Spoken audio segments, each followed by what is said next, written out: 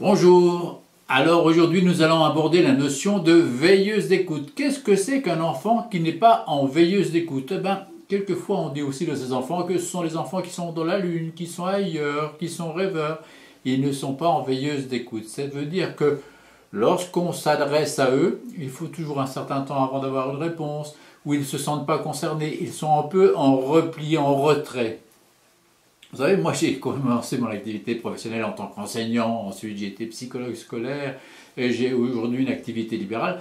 Et chaque fois j'ai pu remarquer ce genre de symptômes, c'est chez certains enfants, qui effectivement n'étaient pas en veilleuse d'écoute.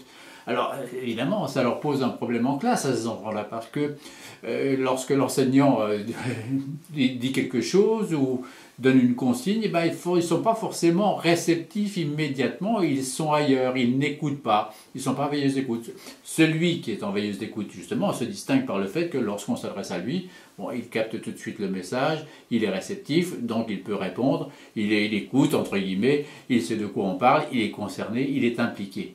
L'enfant qui n'est pas en veilleuse d'écoute, justement, va passer à côté d'un certain nombre de consignes, d'un certain nombre de messages. Il va oublier ceci, oublier cela, ne pas être concerné, etc., etc. Alors, comment expliquer ça? Bien, j'ai observé également que ces enfants-là qui n'étaient pas en veilleuse d'écoute sont souvent des enfants qui ont mis en place des processus défensifs ou adaptatifs par rapport à des situations qui étaient quelquefois un petit peu compliquées, pour des raisons diverses d'ailleurs, pas toujours les mêmes.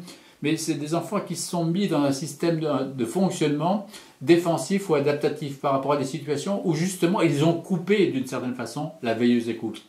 Ils l'ont coupé parce que ce qu'ils vivaient n'était pas passionnant, parce que c'était un peu conflictuel, parce que c'était tendu, parce qu'ils n'étaient pas concernés, parce qu'ils n'étaient pas impliqués. Donc ils ont mis en place ce système de fonctionnement où ils sont en retrait, où ils sont ailleurs, où ils s'évadent parce que ce qu'ils vivaient n'était ni intéressant, ni concernant, ni serein.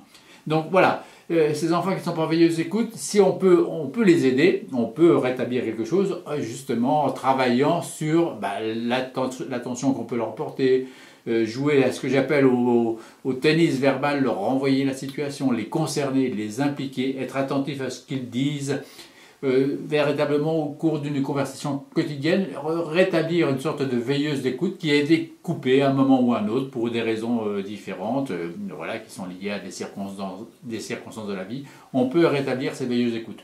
On peut observer aussi que ce phénomène-là, on peut le retrouver aussi chez certaines personnes âgées, mais pour d'autres raisons. Certaines personnes âgées qui ont des déficits auditifs peuvent couper petit à petit la communication avec autrui et se mettre aussi dans une forme de repli parce qu'il y a un déficit auditif qui les met un petit peu en retrait et ils peuvent tout à fait effectivement ensuite ne plus être en veilleuse d'écoute, ce qui peut penser qu'on aggrave en quelque sorte leur problème, alors que ça n'est pas du tout lié à un problème à ce moment-là organique, physiologique, mais simplement un mode de fonctionnement qu'ils ont mis peu à peu en place parce qu'effectivement il y avait un problème au départ organique. Voilà, on se retrouve une autre fois pour d'autres chroniques. Au revoir.